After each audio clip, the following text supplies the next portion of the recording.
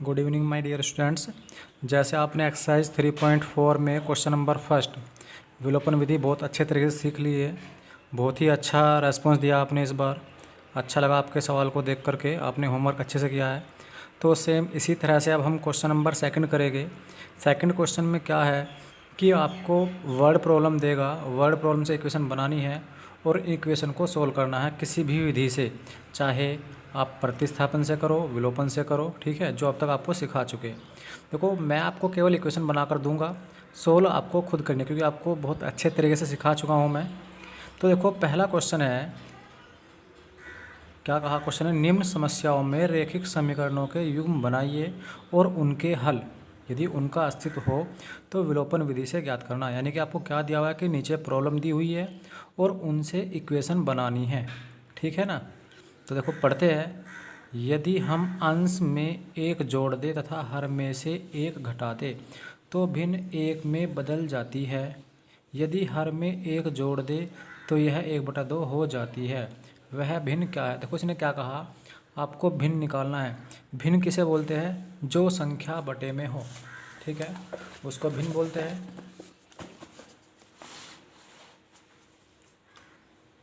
तो इसमें आप मान लोगे, देखो आपसे कहा था भिन्न, तो भिन्न हमने क्या किया, भिन्न को x/y मान लिया, जिसमें जो बटे में उसे भिन्न बोलते हैं। अब इसने स्टेप नंबर 1 में क्या कहा, यदि हम अंश में एक जोड़ दें और हर में से एक घटाना है। तो स्टेप नंबर 1 क्या है,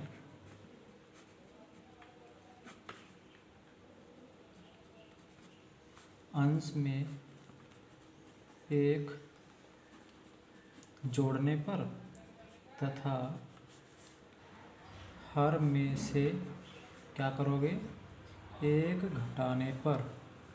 तो इसमें एक घटाना आपको इस बार, तो देखो x/y है, उसमें एक जोड़ना तो +1 कर दिया और इसमें से एक घटाना तो -1 कर दिया। और क्या हो जाएगा आपका आंसर, भिन्न एक में बदल जाते हैं, यानी कि बराबर में क्या होगा, 1 होगा। इसका आप अपना 1 मान सकते हो, क्रॉस मल्टीप्लाई करोगे, x+1 इधर चला गया, y-1 इधर आ गया, ठीक है। अब क्या करोगे, एक्स वाई वाले एक तरफ इधर, यानी कि बिना एक्स वाई के रखोगे, तो इसको उधर ले आओगे, तो इधर y प्लस का उधर जा करके हो जाएगा माइनस, इधर -1 तो ये बच रहा, इस 1 को इधर लाओगे तो इधर प्लस का है, ये उधर जाकर हो जाएगा माइनस। -1 कितना हो गया, -2। इक्वेशन नंबर 1 आ गई। अब देखो इसने आगे क्या कहा था, यदि हर में एक जोड़ दे तो वह 1/2 हो जाती है। अब क्या करना है, स्टेप नंबर 2 में केवल हर में ही जोड़ना है, हर में एक जोड़ने पर। तो देखो आपके पास x/y थी, इसको बोलते हैं अंश, इसको बोलते हैं हर। तो हर में एक जोड़ना है, नीचे एक जोड़ना, क्या हो जाएगा, 1/2 हो जाएगा। करो क्रॉस मल्टीप्लाई, तो ये 2 इधर जाएगा, तो क्रॉस मल्टीप्लाई की यहाँ पे, तो 2 इधर चला गया, 2x, इस 1 को इधर ले आओ तो =2 आ गया y+1। अब इस y को इधर लाओगे, क्योंकि x y एक तरफ करने हैं, यानी कि कांस्टेंट इधर, यानी कि चर एक तरफ अचर एक तरफ, तो इसको इधर ले आओगे तो 2x - y = 1। ये आपकी हो गई इक्वेशन नंबर 2। अब आपको x और y का मान निकालना है, तो क्या करना है, इनको हल करना है, समीकरण 1 और 2 को किसी भी तरीके से। तो देखो हम करते क्या, हम लगाते हैं विलोपन विधि, हम विलोपन विधि कर रहे हैं। अब विलोपन का मतलब क्या होता है, गायब करना। गायब किसको करोगे, जो एक जैसे है। देखो यहाँ पे x, यहाँ पे 2x, तो ये तो एक जैसे नहीं है, यहाँ पे y, यहाँ पे भी y एक जैसे है, तो अपने आप गायब हो सकते हैं। लेकिन ये भी माइनस का, ये भी माइनस का, जब दोनों एक जैसे हैं तो क्या करते हैं, चिन्ह बदल करते हैं, चिन्ह बदल देते हैं, मतलब इसको घटा देते हैं। तो आप लिखोगे समीकरण 1 में से समीकरण 2 घटाने पर। तो जब घटाओगे देखो x - y = -2, और ये तो समीकरण 1 थी, सेकंड क्या थी, 2x - y = 1, ये सेकंड इक्वेशन थी। अब जब घटाओगे तो क्या करते हैं, घटाने के लिए चिन्ह बदलते हैं, माइनस, ये माइनस था प्लस कर दिया, ये प्लस था माइनस कर दिया, minus Y plus Y cut गया, प्लस का एक्स है, माइनस का 10 कितना बचेगा, माइनस का एक्स ही तो बचेगा। -2 -1 कितना हो गया, माइनस का 3 हो गया। इस माइनस से माइनस कटे कितना आ गया, एक्स का मान आ गया 3। अब क्या करोगे, एक्स का मान समीकरण 1 में रख दोगे यहाँ पर। तो यहाँ करोगे एक्स का मान समीकरण 1 में रखने पर तो रखोगे, देखो एक्स की जगह रखोगे 3 माइनस वाई बराबर -2। इस 3 को इधर ले आओगे तो इधर 3 का ये प्लस का माना जाएगा, उधर ले आओगे तो इधर -y -2, उधर जा कर के माइनस में हो गया ये भी -3 -2 -3 कितना हो गया, माइनस का 5, माइनस से माइनस कट गया तो y कितना आ गया 5।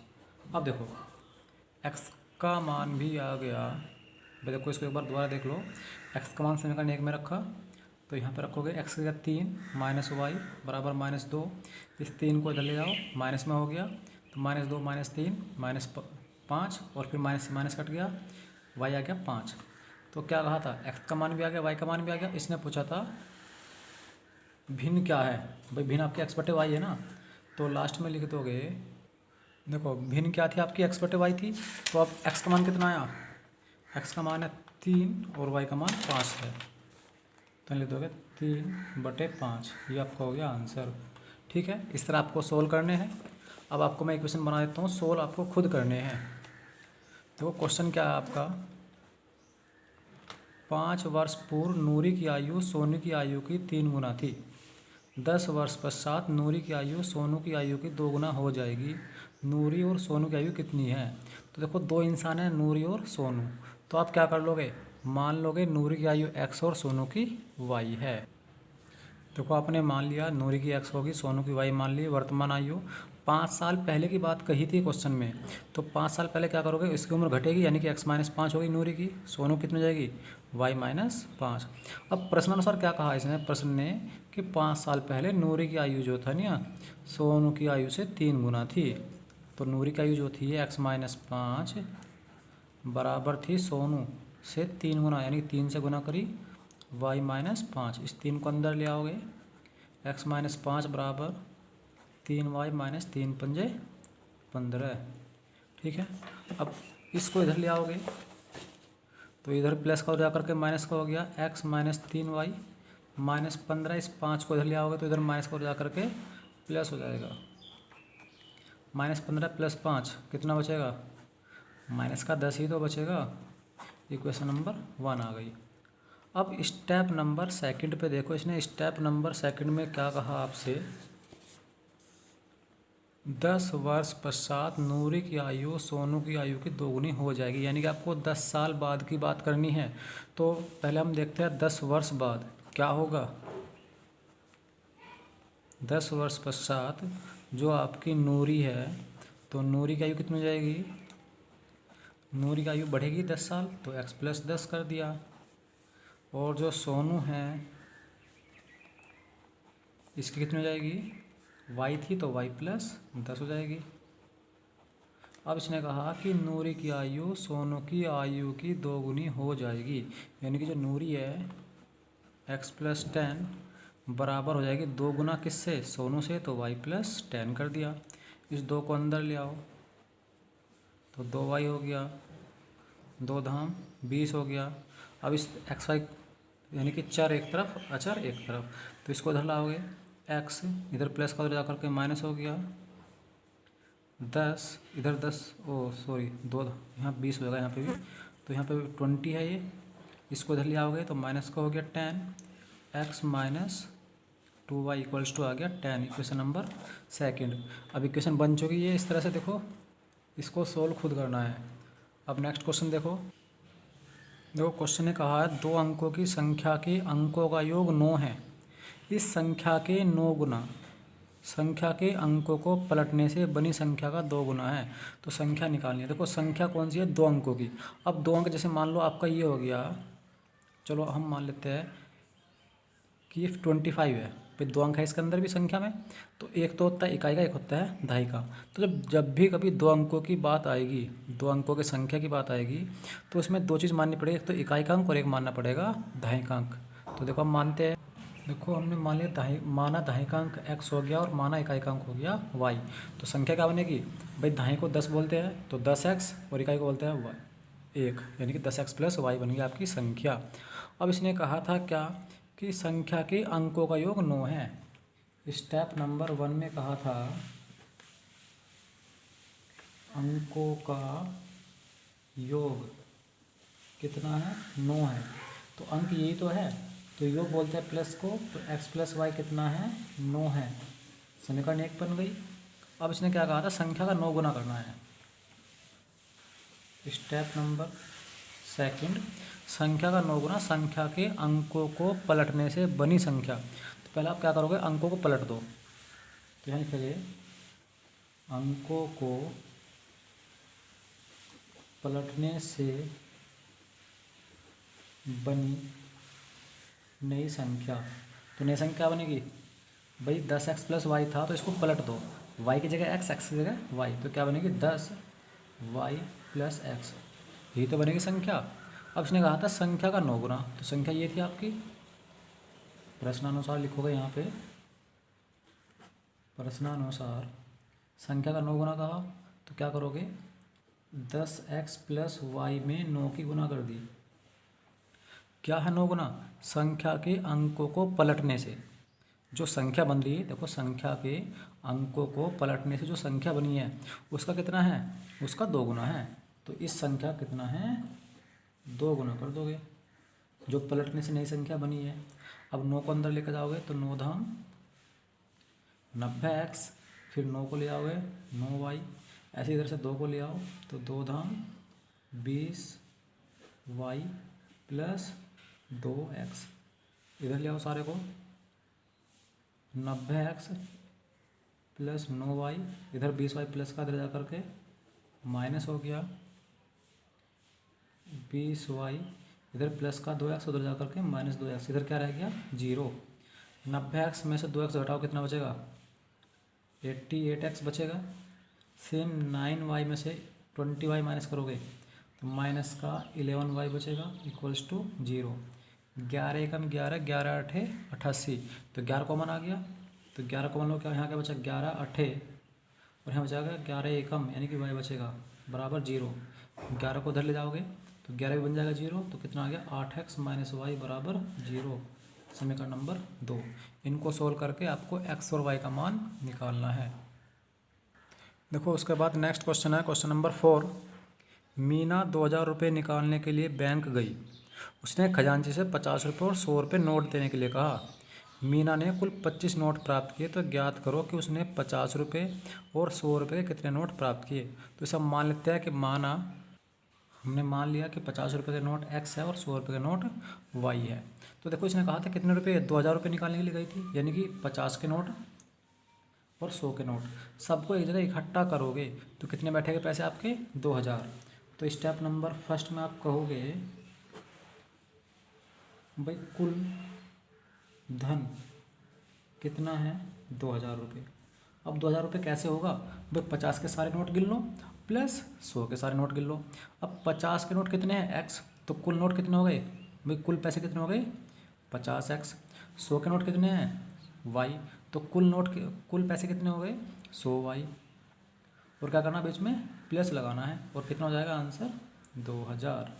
ठीक है, 50 एकम 50, 50 दूनी 100 कॉमन आ रहा है, तो आपने 50 कॉमन लिया, क्या बचेगा, यहाँ बचेगा 50 एकम 50 x बचेगा, 50 दूनी यहाँ बचेगा 2y = 2000। 50 कहाँ जाएगा इधर से, अगर उधर लेकर जा रहे हो तो इधर गुना में मानते हैं, तो उधर क्या में जाएगा बटे में। तो x + 2y = 2000 बटे 50, ये 0 से 0 कटी, 5 चौक 20, तो यहाँ क्या रह गया 2y = यहाँ रह गया 40। ये समीकरण नंबर हो गई 1। अब देखो नंबर स्टेप आगे आ जाए। मीना ने कुल 25 नोट प्राप्त किए, तो कुल नोट कितने हैं 25। स्टेप नंबर 2, कुल नोट बराबर 25 है। अब 25 नोट कौन कौन से है भाई, 25 नोट आपके जो है ये यही तो है 50 के और 100 के, 50 के एक्स है और 100 के वाई, इनको मिलाकर ही तो 25 बैठ रहे हैं। तो आप कहोगे एक्स प्लस वाई कितना है 25, समीकरण नंबर 2 बन गई। दोनों को सॉल्व करना है, एक्स का मान निकालना है। देखो अब है इस एक्सरसाइज का लास्ट क्वेश्चन। किराए पर पुस्तकें देने वाले किसी पुस्तकालय का प्रथम 3 दिनों का एक नियत किराया है तथा उसके बाद प्रत्येक अतिरिक्त दिन का अलग किराया है। सरिता ने 7 दिनों तक एक पुस्तक रखने के लिए ₹27 अदा किए, जबकि सुशी ने एक पुस्तक 5 दिनों तक रखने के लिए ₹21 अदा किए। नियत किराया तथा प्रत्येक अतिरिक्त दिन का किराया निकालिए। देखो एक तो नियत किराया और एक है अतिरिक्त किराया। तो आपने मान लिया कि नियत किराया हमारा x हो गया, 3 दिन का जो नियत किराया वो कितना है x, ये नियत किराया है 3 दिन का नियत किराया ₹x, और जो अतिरिक्त 3 दिन से आप ऊपर किताब अगर लोगे तो उसको आप ₹y में दोगे। अब इसने कहा सरिता ने 7 दिन तक पुस्तक रखी। स्टेप नंबर 1, यानी कि 7 दिन का किराया कितना बैठा आपका ₹27। 7 दिन का किराया कितना है ₹27। अब आप ₹27 किस तरह देकर आओगे? जब आप सपोज करो किताब लेने गए, लाइब्रेरी से बुक निकालने के लिए गए, अब 3 दिन का एडवांस किराया उसने पहले ले लिया, तो 3 दिन का तो यहाँ जमा कर दिया। अब आपने किताब रखनी है 4 दिन के लिए। जब आप 3 दिन का अभी दे चुके हो तो अब आगे कितने दिन का दोगे? भाई 7 दिन का देना है तो 3 का दे चुके, तो 4 दिन का तो दोगे, 3 और 4 7, तो आप 4 दिन का दोगे। कितना एक्स्ट्रा यानी कि अतिरिक्त कितना देना वो आपको, वो देना ₹y। कितना बनेगा ₹27। इक्वेशन नंबर 1 आ गई। उसके बाद इसने कहा सुशी ने पुस्तक 5 दिनों तक रखने के लिए, यानी कि 5 दिनों का किराया कितना दे रखा है ₹21। 5 दिनों का किराया कितना है ₹21 है। अब 5 दिनों तक किताब रख रहे हो तो किराया किस तरह दोगे? भाई पहले 3 दिन का जाएगा आपके पास कितना x रुपये, 3 दिन का दे आए। अब जब 3 दिन का दे चुके हो तो अब आगे 5 दिन का पूरा करने के लिए कितने रुपए दोगे? भाई 3 का दे चुके तो 2 दिन का और दोगे, नहीं दोगे पैसे, तो कितना होगा 2, और कितना देना एक्स्ट्रा यानी कि y, कितना आएगा ₹21। ये आपकी बन गई समीकरण नंबर 2। समीकरण 1 और 2 को हल करना है और आपको XY का मान निकाल करके आंसर ले लेना है। Stay home and stay safe.